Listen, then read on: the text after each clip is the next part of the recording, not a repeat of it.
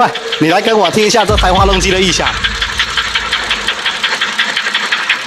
这个异响一般只有奔驰 S 级才会有的，宝马发动机什么时候竟然会有这样的异响呢？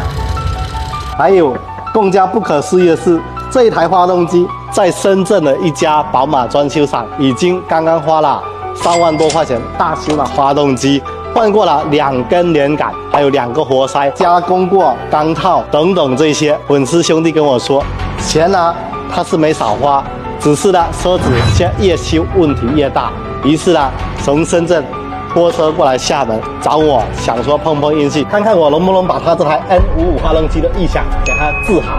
这个异响呢，要是放在奔驰 M272发动机，就像那个你好奔驰的那个哥们说的，闭着眼睛直接把发动机拆下来分解开，把钢套打完，活塞换一套，直接解决问题。但是呢，宝马 N55发动机就没有这个通病，所以这台发动机啊，基本上可以确定就是人为安装造成的故障了。算了，不聊了，开干了。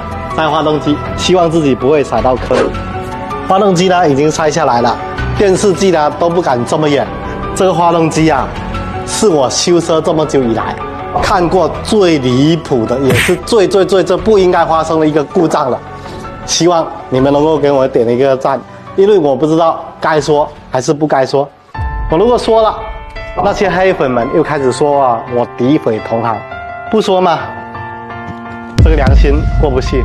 那你们来看一看，深圳作为宝马同行的都干了哪一些事情？回头啦，你们给评评理。哎，杨总，你那个在那边的修理厂是换过了2个活塞嘛，然后钢套是打了2个钢套，还换过2根连杆嘛。那现在是这样子哈，这个活塞原车的，2维码在这，这个也是原车的，看到没有？2维码在这，这是第3缸的，这个也是原车的，然后这是第4缸的，这个活塞是换的，这是不一样的2维码。然后这第5缸的2维码在这，这个也是原车的。那这是第6缸的2维码在这边啊，这也是原车的。等于说，他给你报的是换了2个活塞。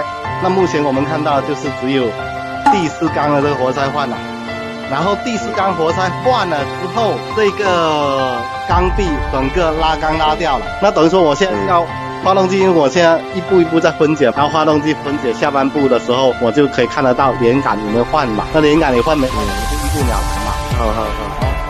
好，那行，先这样啊。好，拜拜。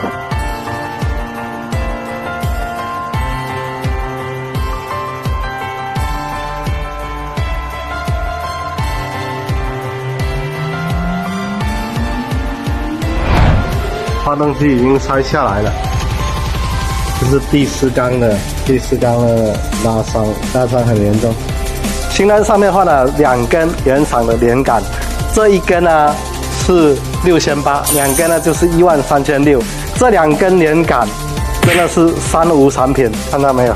这个什么标都没有。还有2个原厂的活塞，一个2800，2个就是5600。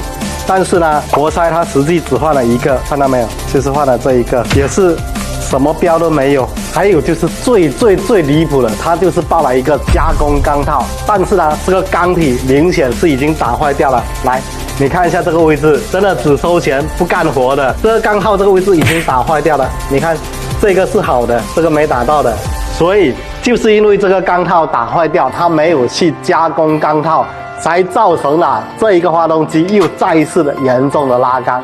如果按照消费者权益保护法的话，这个是不是已经构成了欺诈？如果是欺诈行为的话，那就是要退一赔3了。深圳这位粉丝，那么可以索赔多少钱呢？我们准备把这一些所有的证据打包起来，发给深圳这位粉丝，看看粉丝最终怎么来处理这件事情，怎么进行维权。同时呢，给明哥点上一个关注，下期呢，我们跟大家一起共同跟进这台宝马35的后期进度。